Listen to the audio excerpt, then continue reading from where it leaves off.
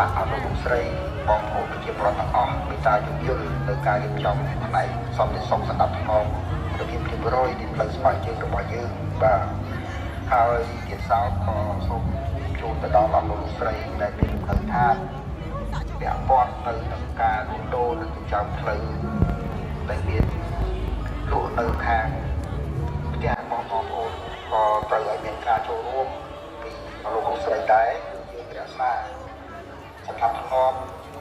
ផ្លូវស្មោះជើងនេះគឺអនុញ្ញាតឲ្យលក់1%ឬ50%បាទត្រូវតែមានការរៀបចំឲ្យបានល្អប្រសើរដែរសម្រាប់សម្ព័ន្ធភាពនិងសម្រាប់ធ្នាប់ប្រកបរៀបរយគឺផ្លូវស្មោះជើងរបស់យើងបាទសូមឲ្យមានការចូលរួមពីសំណាក់អនុស្រីនិង